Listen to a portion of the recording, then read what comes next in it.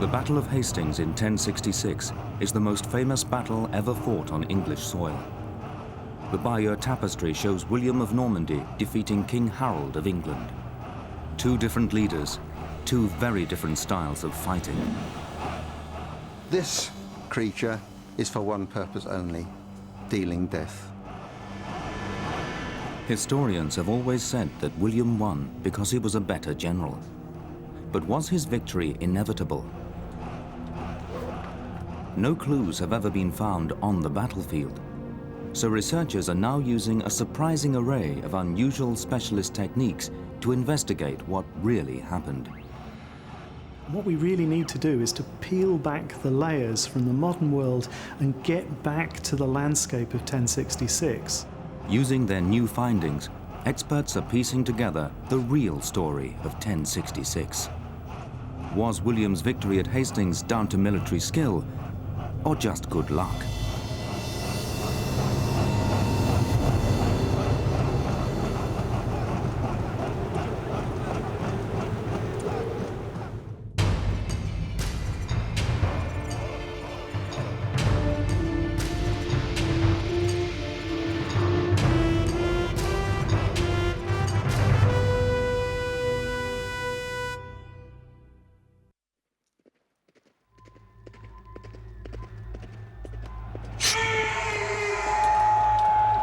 On October the 14th, 1066, Harold, King of England, went into battle against William, Duke of Normandy.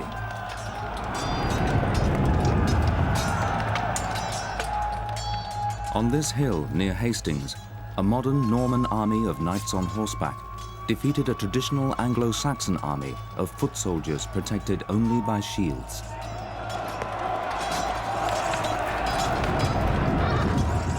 Thousands died in one of the longest battles in medieval history. And at the end of the day, William was the new King of England.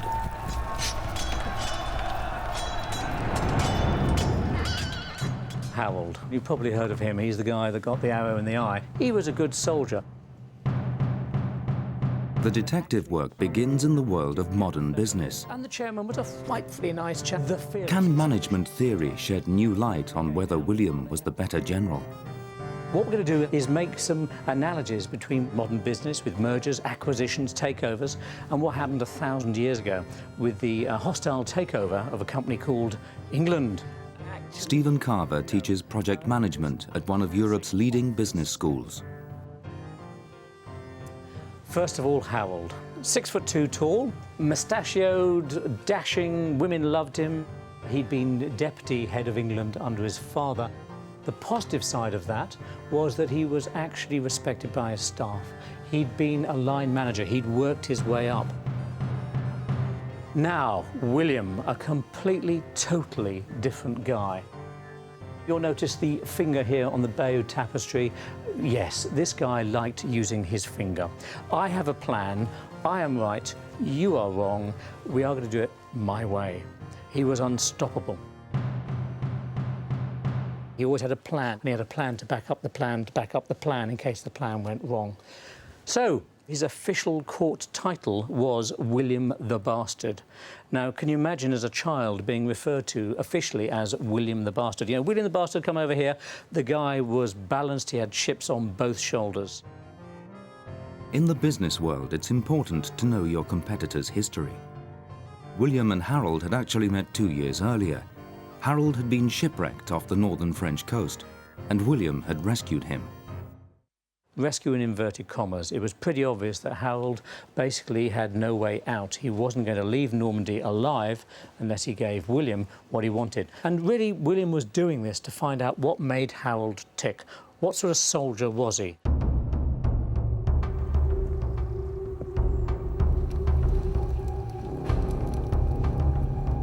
When Edward the Confessor died and Harold took the crown, William prepared to invade England. Harold called up an army to confront him.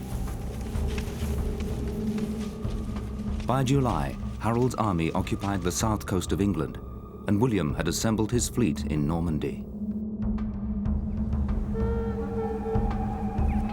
A good general proves himself not only in battle, but also in the months beforehand. Preparation is vitally important. You can look back to the logistic commander and see if his logistics supported his mission properly. Often, poor logistics is one of the crucial reasons why an operation doesn't succeed. Colonel Paul Budd plans British Army campaigns today. He deals with the same basic problems as they would have done in 1066. Can he tell whether William was better prepared for the battle? We're looking for about 2,500 calories a man day. So if we input some of the ingredients here, for example, the barley, oats, leeks seems to have been a commonly available ingredient, onions. A major part of successful logistics is being able to supply food. So who managed better, Harold or William? As William was going to invade across the Channel, he would have had to have taken a far more centralist view of his logistic planning.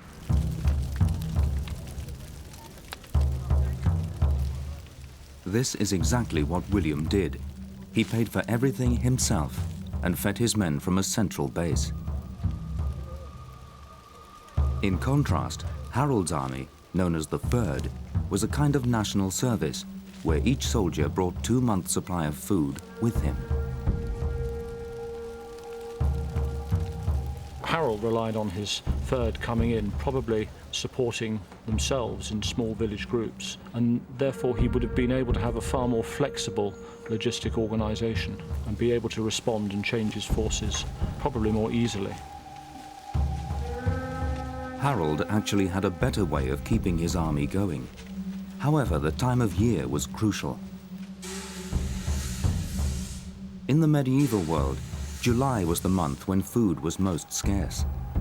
And this was precisely the moment William chose to get his fleet together.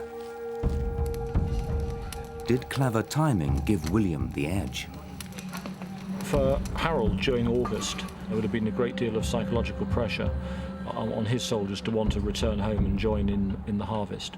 From William's perspective, September was the optimum time to attack England, and for him there was the greatest chance of being able to pillage local supplies and replenish his own larders. By September the 8th, the Anglo-Saxons had used up all their food, and Harold had to disband his army. It looked like William had proved the better planner, as just 4 days later, with Harold at his most vulnerable, William set sail for England. Most of what we know about the events of 1066 comes from a medieval strip cartoon. Although it's called the Bayeux Tapestry, it is in fact an embroidery. But can we rely on this ancient wall hanging as historical evidence? Here is a lovely little touch. 2 female centaurs with flowing blonde hair and welcoming arms. Centaurs were well known as symbols of lust, and this is the hunt here, where 2 men are running with clubs, but also this chap's showing his genitals here, quite clearly. So that is another little rude remark about King William's laws on hunting. I've studied it quite clearly under a microscope, in fact, and it's clearly his bits and pieces all hanging down. Jan Messent has spent years working out how the tapestry was made.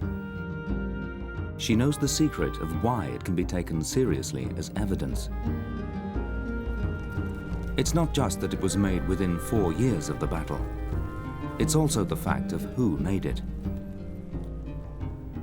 This is exactly the kind of woman who would have been embroidering this actual scene. They were noble women. Their husbands had been fighting and killed on the battlefield at Hastings.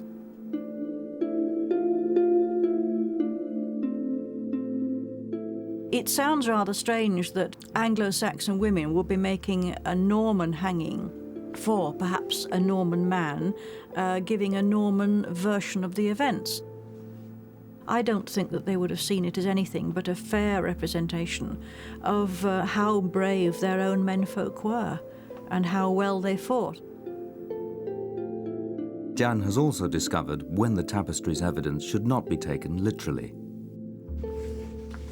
When you begin to take the tapestry apart, and there are 7 joins in it, then you begin to realise that each of the 8 sections were done in a different venue. The woman who embroidered this yellow horse began to embroider over the join without realising that the next horse to her is also yellow. So it's got yellow chest and legs, and the rest of it is brown. That simply happened because there was a join and because she hadn't seen what was actually happening on the next piece. So the tapestry's evidence can only be relied on in parts. Some of its details are accurate, others are mistakes. And sometimes bits of information are simply left out. The scene of William's preparations, followed by his ships crossing the channel, is a perfect example. It looks like after months of planning, William had waited for just the right moment to pounce. But had he? The Arda Sun, Dover Coast Guard. Good afternoon, sir.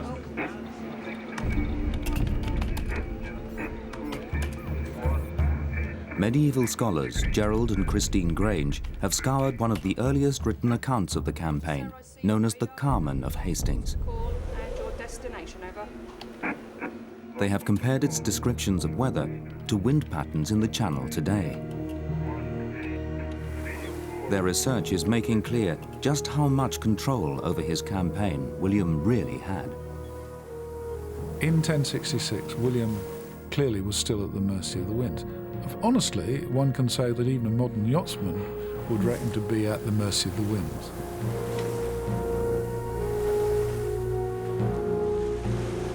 The Normans would be using Viking-type double-ended ships with a single square sail for their invasion crossing. You'd be looking ideally for a southerly wind. Wind patterns in the Channel have been consistent for thousands of years. Throughout August, William had been waiting to cross with nearly 700 ships. He couldn't leave without a southerly wind. The weather in the English Channel is dominated by the Atlantic low. These are low-pressure systems which follow each other in sequence from the Atlantic across northwest Europe. The winds associated with an Atlantic low are quite characteristic. They go in an anti-clockwise direction around the centre.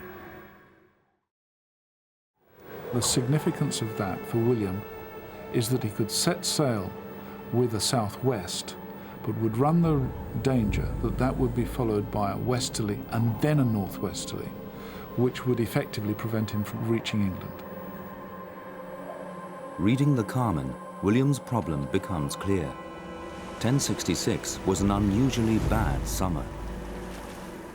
The Carmen of Hastings records that if suddenly the north wind diverted and held off the south, lamenting, you bedewed your face with welling tears. You were in despair.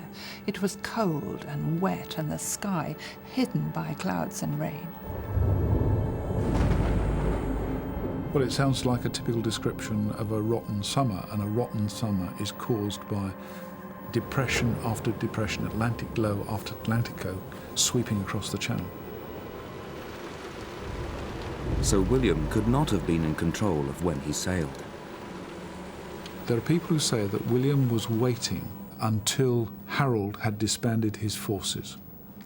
I don't think that is so. In fact, in their close reading, the Granges have unearthed an episode missing from the Bayeux Tapestry. Shortly after William set sail, his fleet was shipwrecked. Men were drowned and had to be buried in secret. Things went very wrong indeed. In modern terminology, he's tearing his hair out. He doesn't know what to do next. Far from being in control, William was now stranded on the Normandy coast. This is the middle of September, nearly the end of September, and it's getting to that time where no sensible person would put to sea in ancient law. But then the unexpected happened. the weather changed, and William decided to take a gamble. Good luck, rather than good planning, got him across the channel. And luck was still on his side when he landed. There was no one there to oppose him. Harold had an urgent appointment up north.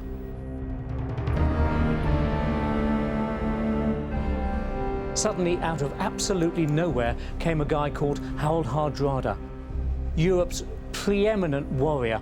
He loved war. He loved killing people. If you want where he is in the model, he's actually beyond even there. He hated planning. Planning was not what Harold Hardrada did. A third contender had arrived to claim the English throne, the Viking, Harold Hardrada. As a project manager, he had quite a different style. Nowadays, he would have been armed with a mobile phone in each hand, a pager, a PDA, driving his Mondeo up the M6 at 100 miles an hour. He probably woke up one morning and said, "Let's invade England." And everyone said, "What's the plan?" He said, "I don't care, let's just do it." Harold Hardrada, there's no doubt about it. Stephen thinks the way Harold dealt with the Vikings shows he had the better leadership skills. Harold had done something quite incredible. He'd inspired his men to march from London to York in 4 days. And sure enough, there was Harold Hardrada having a few beers with the lads, saying what a great army they'd wiped out up north and how they wouldn't see Harold for weeks. And suddenly, over the hill came the southern English army.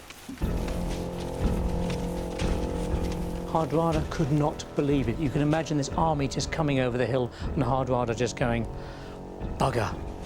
He didn't stand a chance. The Battle of Stamford Bridge was a massacre. Stamford Bridge was an amazing victory for the Anglo-Saxons. The Vikings had arrived in 300 ships. They went back in just 24. Among those killed on the field was Hardrada himself. This surprise attack had proved that King Harold was a brilliant general, perfectly capable of seeing off invaders.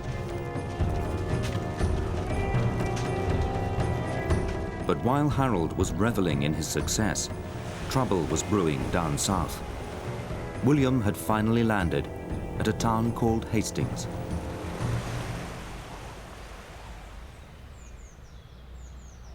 Two weeks later, they would meet here, 7 miles inland, at a place that would forever after be known simply as Battle.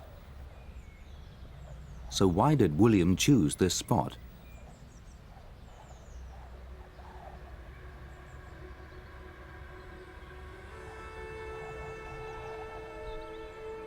A good general decides carefully where a battle should take place. Paul Hill believes the landscape around Battle and Hastings contains vital evidence about William's strategy.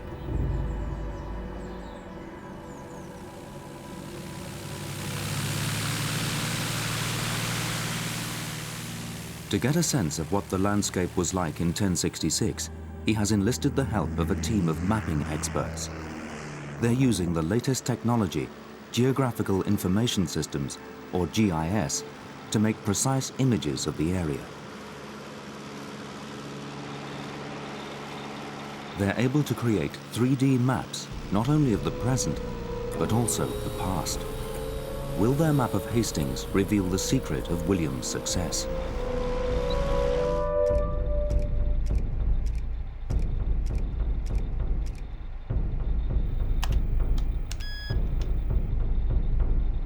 The beauty of a GIS is that you're able to bring data into one system in a way that really hasn't been easily possible before. The first stage is to remove all traces of the present. And what we really need to do is to peel back the layers from the modern world and get back to the landscape of 1066 and give us the opportunity of roaming around that landscape as though we were a bird flying above the scene. To build a picture of the past, Dominic needs information from the ground itself. Beneath the surface of today's landscape is a hidden record of the last 4,000 years. 1, 2, 3. By coring into it, Simon Jennings and Christine Smith have discovered that the coastline of Hastings was very different in 1066. The lower part of the core down here is dominated by these solid lumps of wood, probably alder, and this represents the remains of the original woodland when this area was completely wooded. And we then get into this grey to orange mottled silty clay, and this represents an estuary. Here we have roughly the 1066 layer, and that has pollen grains typical of salt marsh, which would include Chenopodiaceae, salt marsh grasses. We also find things called hystricopheres, which are very diagnostic of tidal conditions. Up here is about the 15th century or so, and this is the roots and the remains of the present vegetation. Today, this area near Hastings stretches for miles inland. In 1066, it was part of the sea. When this evidence is fed into the GIS, it gives a very different picture.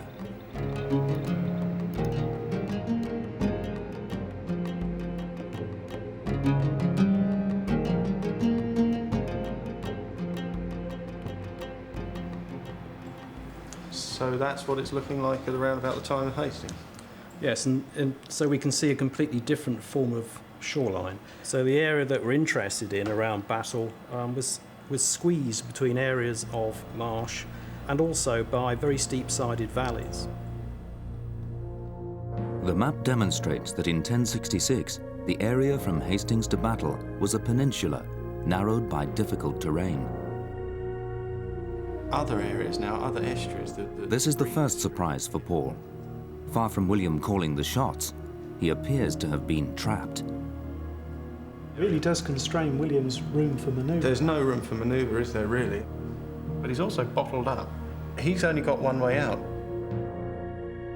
When Dominic adds a layer of road information from old maps, it makes it clear that William had only one option. Do you think that the older ones are the ones along the ridgeways? Almost certainly the older ones are along the ridgeways. They would have been much drier and easier to traverse in all weathers. Battle is at the end of a long ridgeway coming directly from Hastings. In 1066, this would have been the major road from the south coast to London. Whoever controls that passage into the Hastings Peninsula and, of course, that passage out of the Hastings Peninsula has won the game strategically. The map suggests that person was not William, but Harold. The impetus is certainly with Harold, and I think he's doing what he did at Stamford Bridge as well. He's dominating the campaign with rapid movement. This whole element of surprise seems to be key in Harold's psychology.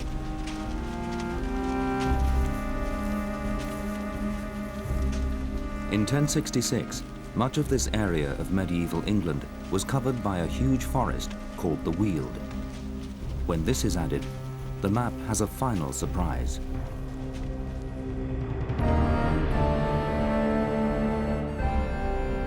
Oh, right. Excellent. Right, now that's quite interesting because you could have forces coming down through the Weald on these two tracks, meeting to the north of the modern town of Battle at the time. Indeed so. I mean, what it says to me is there's a good place to form up, to make a meeting point.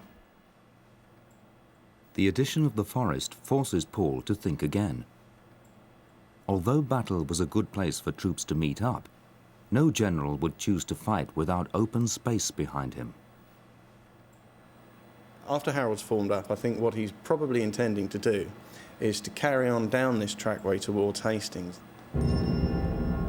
Although it looks like Harold is blocking the road to London, I think it's William blocking the road to Hastings that's happened. The map has led to some unexpected insights. At first, Harold's tactics seem to have been the better. He responded quickly and almost managed to outmaneuver William. But at the last moment, it was William who surprised Harold, forcing him to fight at a place he would never have chosen. Harold and William have had a sort of game of mind chess over a period of time, and William has won it. I think that he must have some intelligence that Harold is forming up on the hill there, and he must think, this is my golden chance, I have to have a quick decision. He probably thinks, I'm going to go north and I'm going to get him. When he wakes up in the morning, I'll be at the bottom of the ridge waiting for him. And this is exactly where William and his army did position themselves, at the bottom of a hill where the fate of England would be decided. As the sun rose on the morning of the 14th of October, the Anglo-Saxons formed up side by side in an impenetrable barrier known as a shield wall.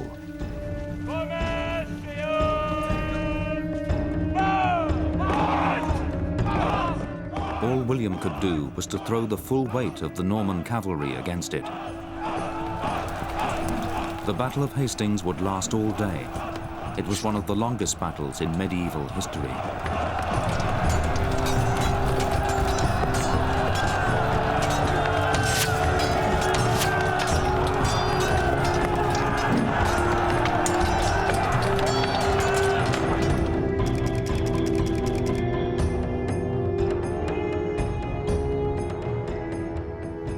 One reason it lasted so long is that the battlefield is a hill.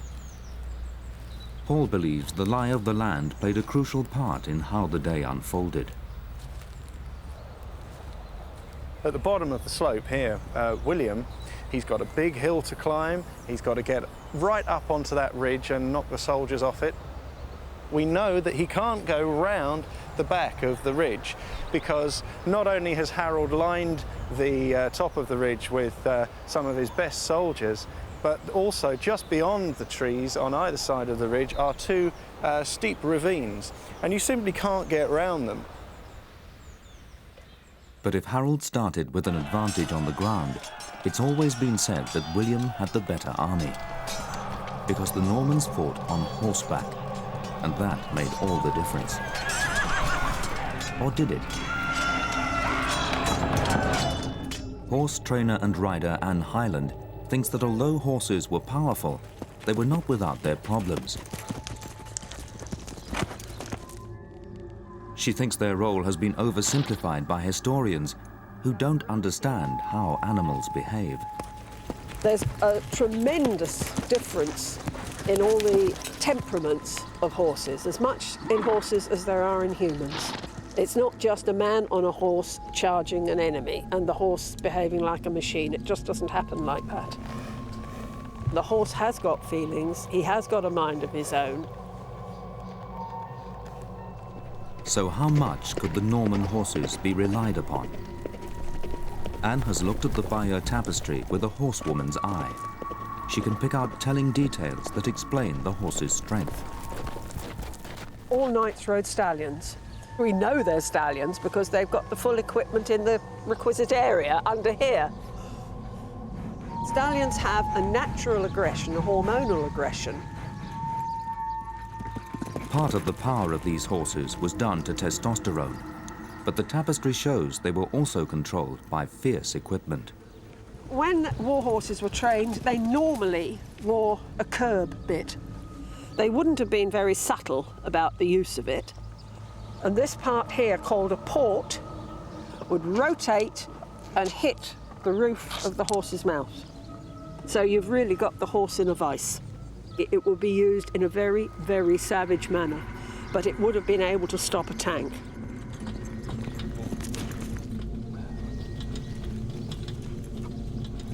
The great advantage of being on horseback was that weapons could be thrown with much more force. This was known as shock tactics and was made possible by the Norman saddle. When you're casting a weapon, you can put a lot more poundage behind it if you can brace your thighs against the front of the saddle. The back stopped him being butted out of the saddle by a lance thrust from an enemy. These details prove that although the Norman horses were powerful, they could also be unpredictable and needed strict control. And it was control that would be needed to break the Anglo-Saxon shield wall if the Normans were to win. Because the men who made up this wall were no pushover. The Normans described the missiles that they received during the course of these charges as being somewhat unusual. Here's a mace in the middle of the sky here, just been thrown out of the enemy lines. There's an axe, maybe that's about to be thrown. Here are the javelins locked in place behind the shields of these two well-armed warriors here. They're about to throw them. Behind the wall, the Anglo-Saxons were armed not only with missiles, but also with battle axes. These have been written off as primitive weapons, no match for the modern fighting style of the Normans. But Pete Seymour has spent years making and wielding battle axes, and he appreciates what can be done with them. The best move for any axeman is a crushing blow, slash at close quarters. You could parry the butt of the weapon, which is very useful. It's a very dexterous weapon. The axe is simple to make, but by understanding its design, Pete thinks you can appreciate its versatility. It has a long cutting edge, quite often over 12 inches, which could make a very nasty injury, if not instant death, with very little effort. Any old bog iron could be smelted down and used for the body of the axe. This was compensated for by having an edge heat welded on of high carbon steel, which could be sharpened and would keep its edge for a long time. And if you got in a tight corner, or maybe even if the head got cut off by a sword, you had the butt end like a quarterstaff that could do terrible damage to someone's face or groin. By the end of the morning, the Battle of Hastings had reached stalemate. Neither the axemen nor the cavalry had gained the advantage. One reason historians have given for the Norman weakness is that the performance of their horses was affected by the slope of the hill. The hill is going to sort the stronger from the weaker animals. There are going to be disparities in their speeds. Anne thinks the real problem was not speed, but the lack of coordination in the Norman cavalry. To deliver the shock tactic, the animals have got to stay together. You're going to have some horses that are going to chicken out, are going to try and turn. So I doubt very much that they got to the shield wall in one nice line. Unfortunately for Harold, the terrain stopped his men taking advantage of this Norman weakness. This ridge is really quite a narrow one. It's only 600 or 700 yards long, and he's bringing up to 10,000 men, and they're getting more and more tightly packed on this ridge. The Bayeux Tapestry shows close order formation with shields overlapping, just as many of the historical accounts of the day had said. In fact, some of them are supposed to have died standing up. It was so constricted. So in fact, the lie of the land affected the Anglo-Saxons more than the Normans. And those who were most constricted were Harold's crack troops, the axemen. These were the royal bodyguard in the Anglo-Saxon ranks. Of course, they found themselves at great disadvantage, trying to wield a weapon that is primarily a slashing and whirling tool when they were cramped in the Anglo-Saxon lines. The men armed in this way could hardly have been at their most effective, shoulder to shoulder on a very steep piece of terrain.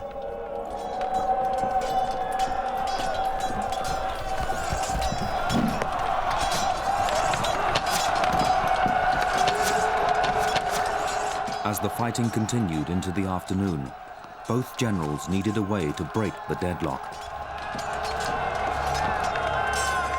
It seems to be William that found one.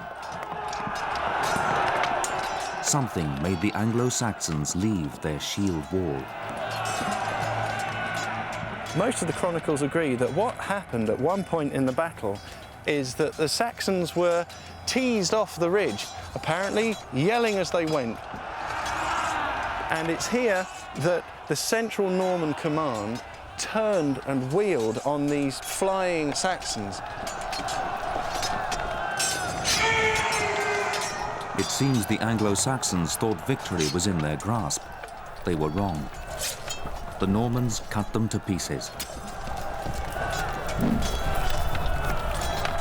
Was this a clever trick by William?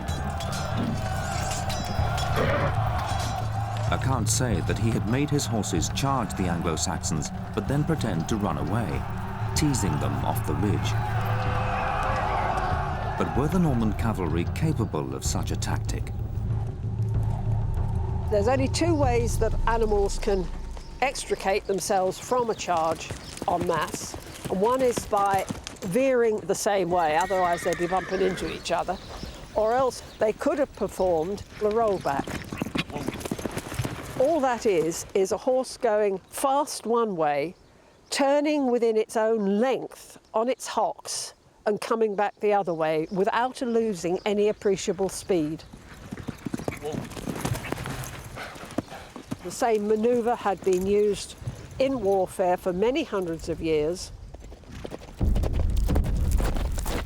William's use of this tactic seems to be proof that he was a more cunning general. But the fact that it worked doesn't necessarily mean it was cleverly planned.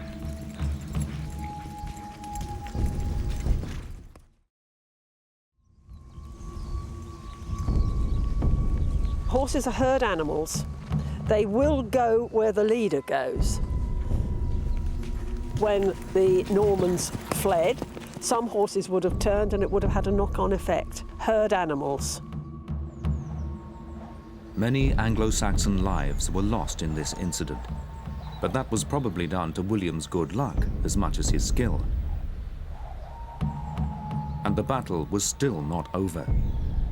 The outcome would actually depend on a single death.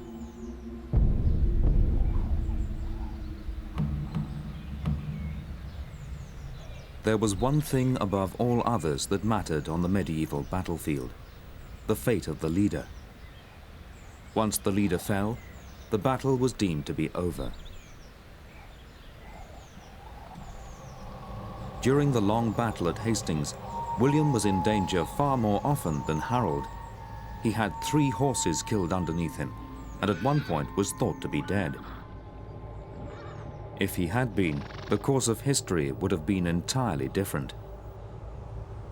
Here he's lifted his visor. This is the Duke himself. He's lifted his visor and he's pointing at his face. He's probably shouting a lot as well. And next to him is the standard bearer, and he's saying, "This is William. He's still alive. So come on, steady yourself." The moment passed, and it was not William who would be the first to die.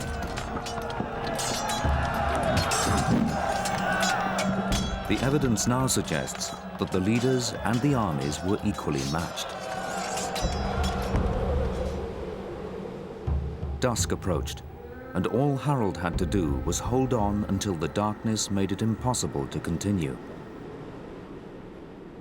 So what eventually did tip the balance?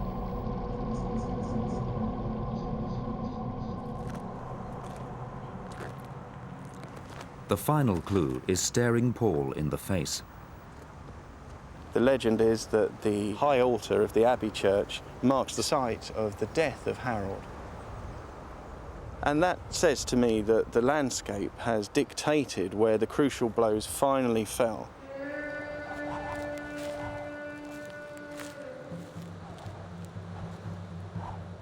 Harold's death spot should be in the center of the ridge.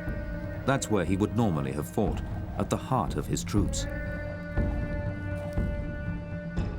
But the altar of Battle Abbey is over to the right side of the ridge.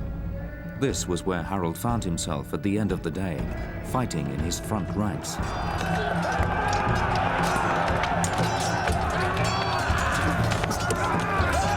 It was the landscape that proved his downfall. The hill was not as steep on this side, and as dusk fell, the Normans found this weak spot. It makes military sense that the final decision should have happened up there.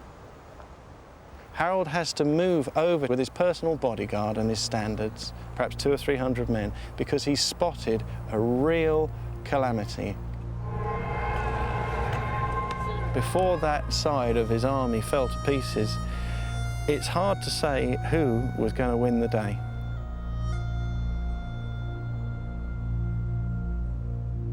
He's having to shore it up, and that's where he dies.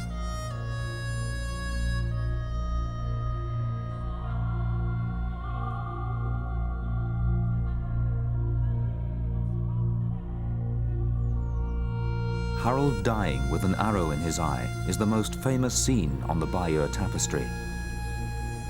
And it makes military sense that this really is the spot where it happened.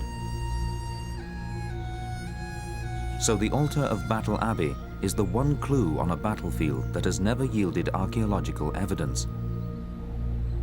But what about the arrow in Harold's eye? I do not think that Harold was killed by an arrow to the eye. I think that is an invention of the Bayeux Tapestry. If there's one thing everyone knows about the Battle of Hastings, it's that Harold died from an arrow in the eye.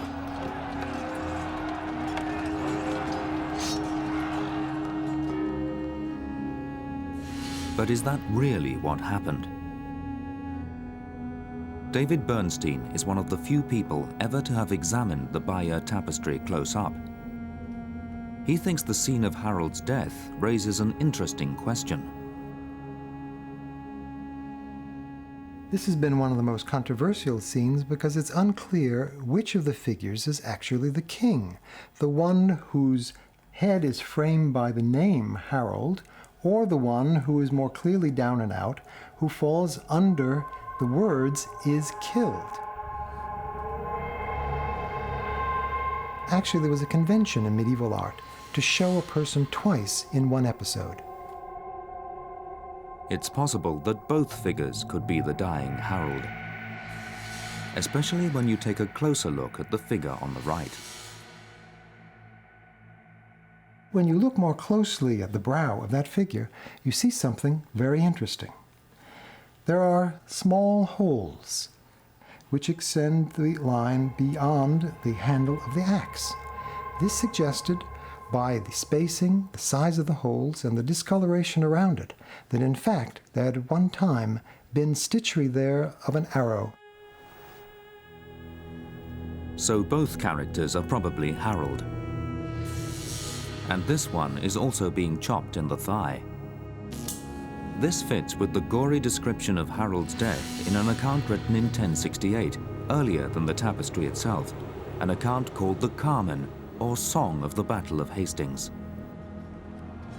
The first, cleaving his breast through the shield with his point, drenched the earth with a gushing torrent of blood.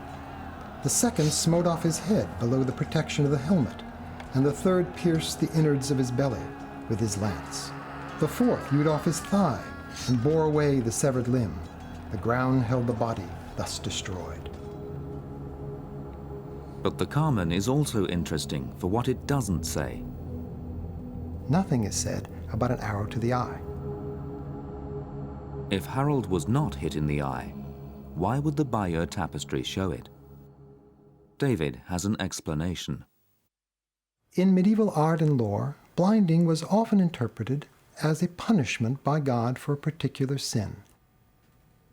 I think that the creators of the Bayeux Tapestry invented the motif of blinding as a way of showing punishment for a particular crime that Harold had committed. The blinding of Harold needs to be read as part of the whole story told by the tapestry, rather than as a true representation of what happened at the battle.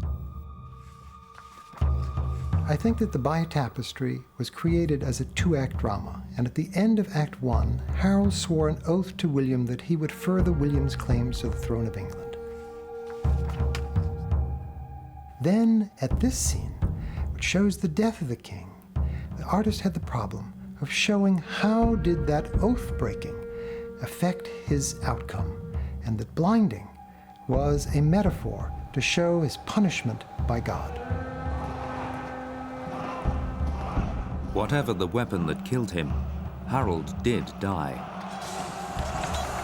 By medieval convention, on his death, the majority of the Anglo-Saxons gave up the fight, and William took victory. Harold's closest elite troops died with him on the hill. This was wonderful for William because the whole of the board of directors of England Incorporated was killed at Hastings. So as a hostile takeover, you get the company and actually you kill every main board director. That was William's idea of a good outcome.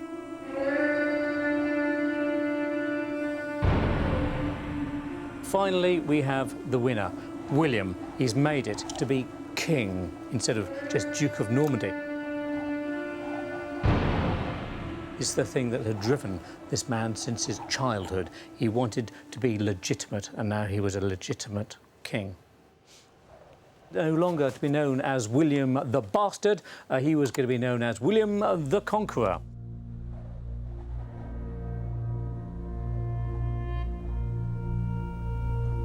William didn't win the Battle of Hastings because he was a better general. Harold and William were well matched as opponents. Both had good luck and bad.